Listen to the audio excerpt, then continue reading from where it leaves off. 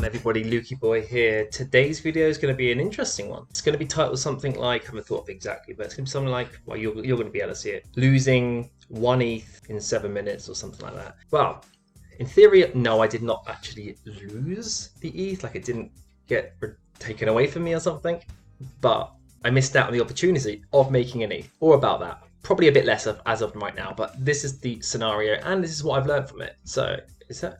Yeah, that's going.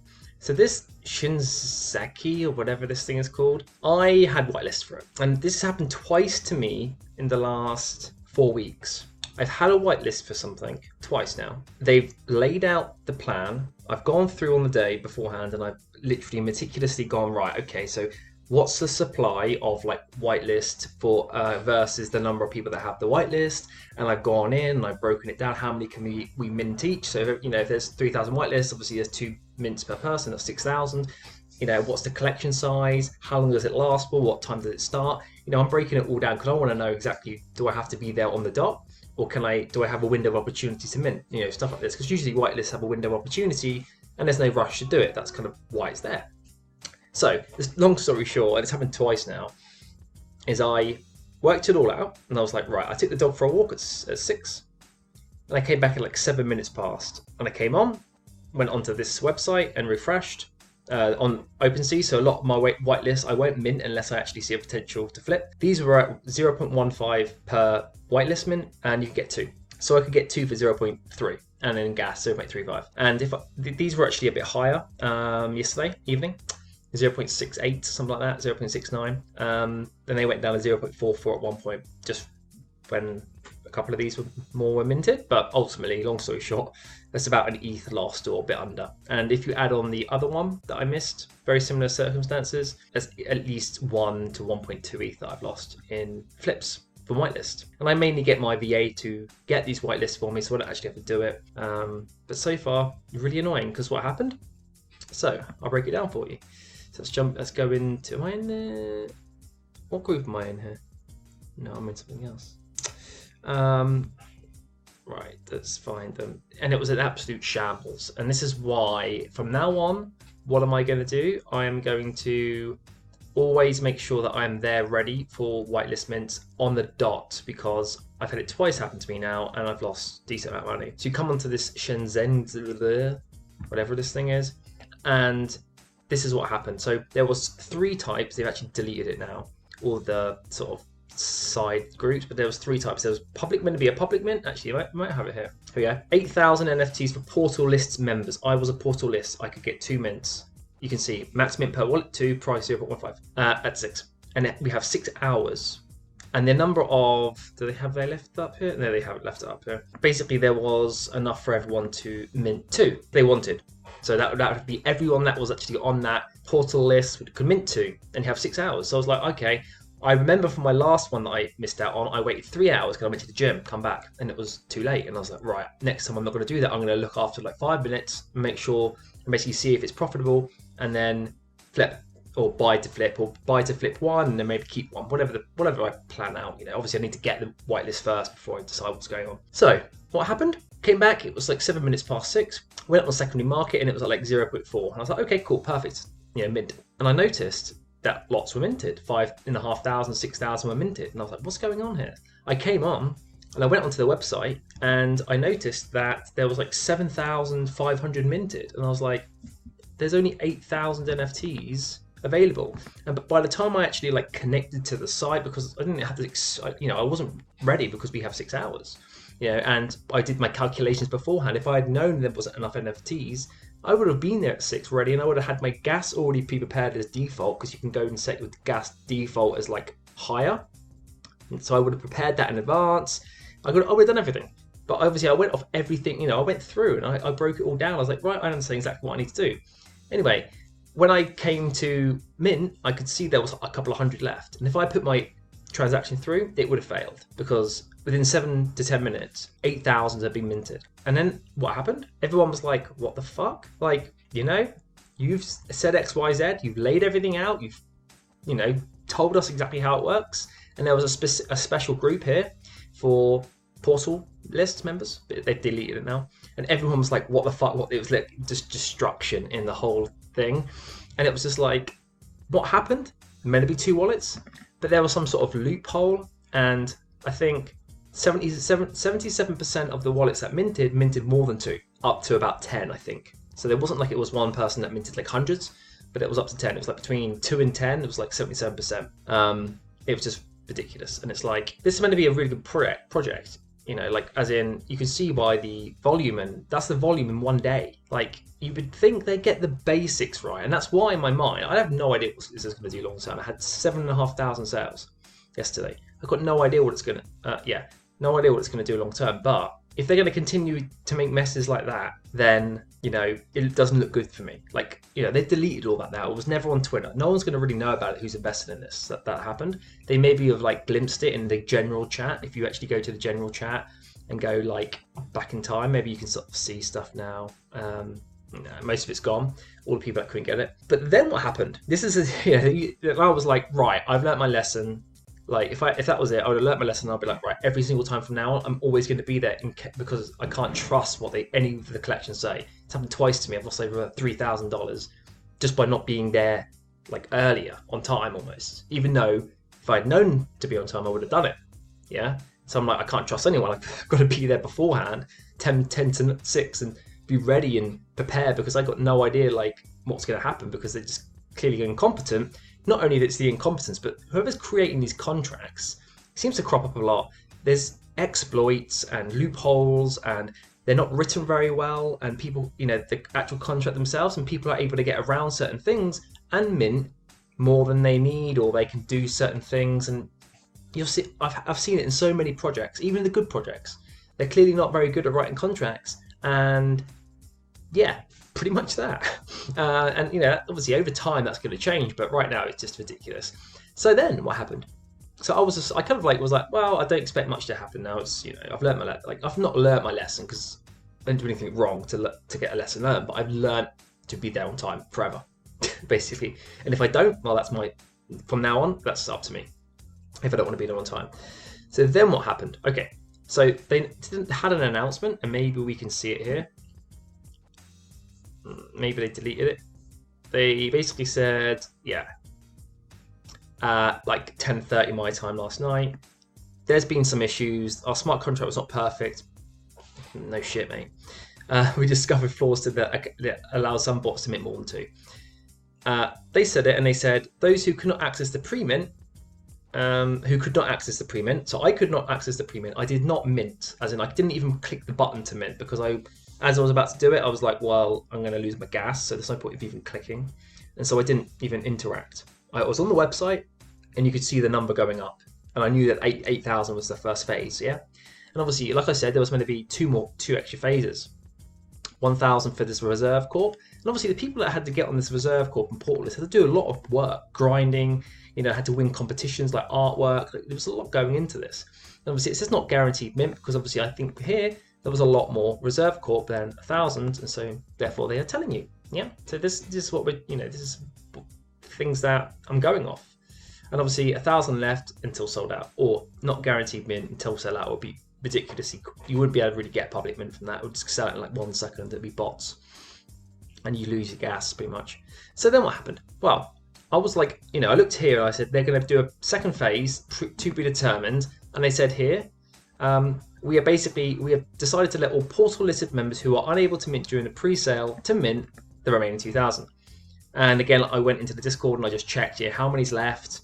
People will also sharing this information on how many's left to mint, how many people did not get it, blah, blah, blah, blah, blah. And all I did is I pre-prepared my MetaMask to basically give me priority. Like I set it to high gas, high tip, and I whacked it up basically automatically, and it saved it as default. So every time that I go into MetaMask, it's defaulted, and it would like make my transaction go through faster, because obviously I wanted to be super sure that there wasn't any bots around or whatever.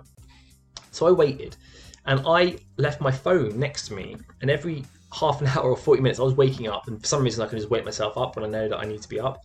So I was just waking up and touching my phone to look to see if there's like a Discord announcement. And then at 1:12 in the morning, I woke up at 1:20 and I saw this. And this was not there. Some of this information was not showing. And it said 1:45.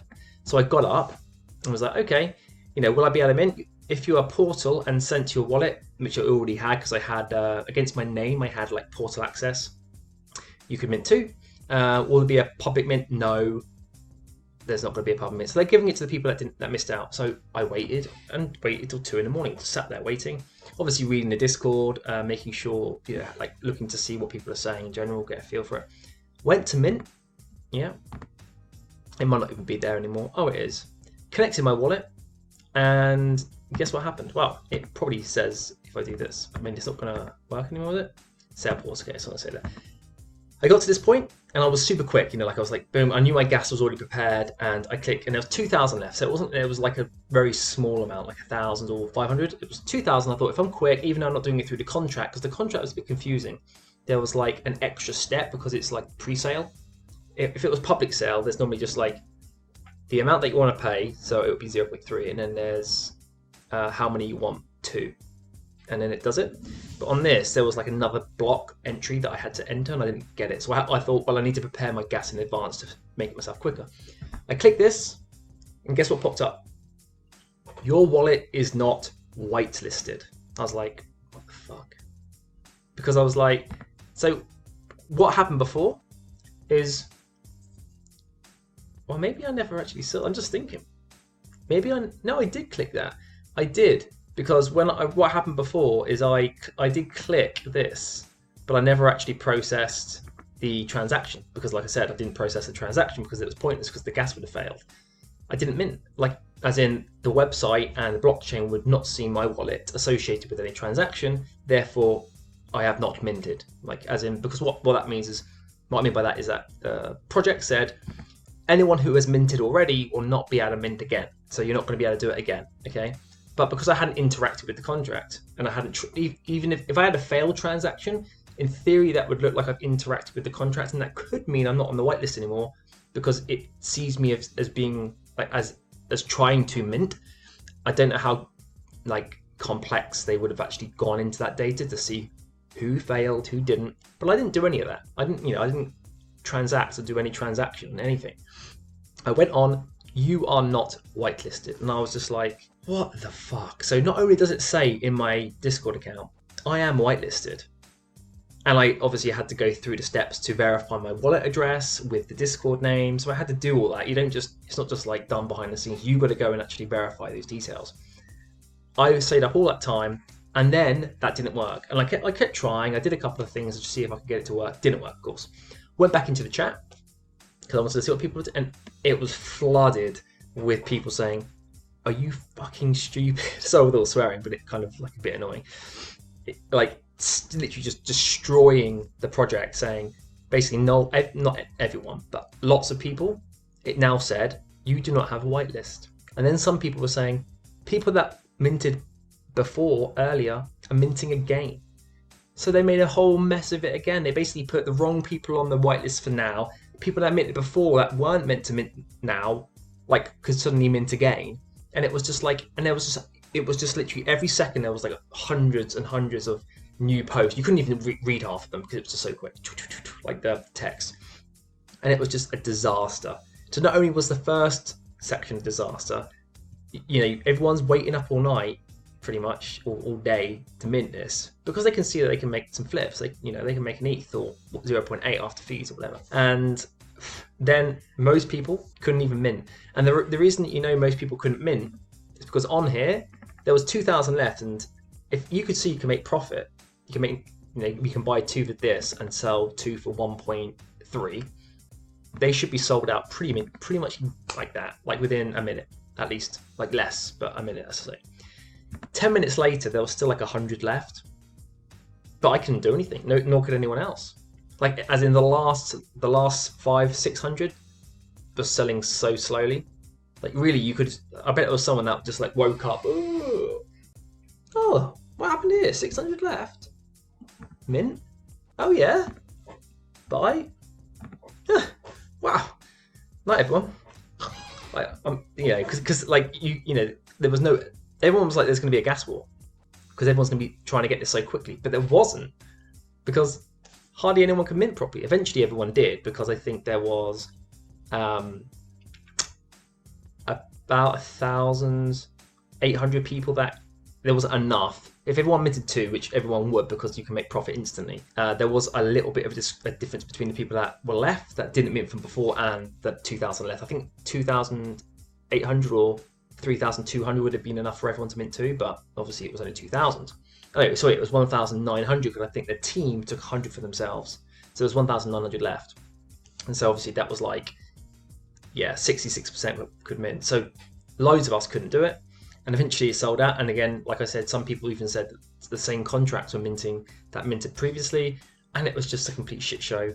And, even doesn't matter how good the project is long term, it's just like, to me, it's like incompetence. It's like, if you were, the amount of money they're getting for 10,000, right? We can do a calculation for this. I know they haven't got it yet, but let's just play the figures. 0.3 times 10, 3,000 times. They get like $9 million, right, from this.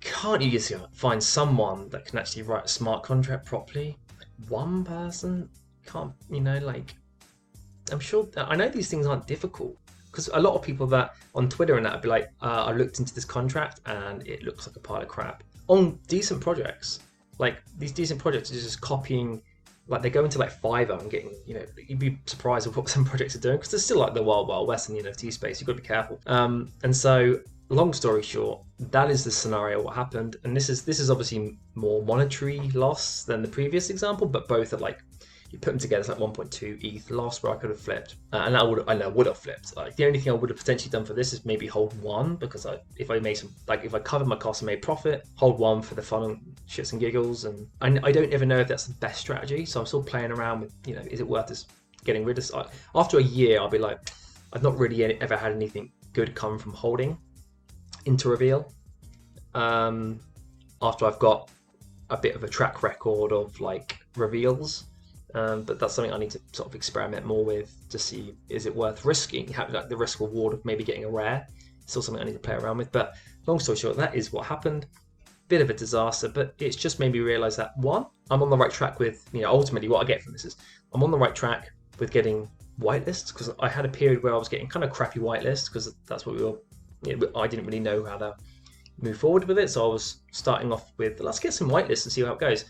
Really terrible whitelist. Then I realized, okay, let's stop getting the terrible whitelist and try for the harder ones, but obviously we might not get them. And there's been 2 in the last couple of weeks that would have made 1.2 ETH, let's say, profit. Obviously that's going to pay for my VA and all that kind of thing, make money for me, that kind of thought process behind it, because obviously she's going and getting these whitelists. But it just makes me, okay, we're on the right track. So if we continue doing this in a year's time, I should have good projects. Well, I should have minted something, fingers crossed, from this kind of process. It'd be interesting to obviously see what happens. And again, what did I learn is that, if there's anything that I'm like, there's a chance this could be half decent, then be there on time. And if I'm not, for whatever reason, I choose not to, or I can't, then that's my loss, and I've got to accept it. And I can't take their word for any project seriously, because half the time they don't even know if they're left from their right. So I'm gonna leave it there, everyone. Hopefully you had a bit of an interesting insight into that, and I'll see you all in the next video. Bye.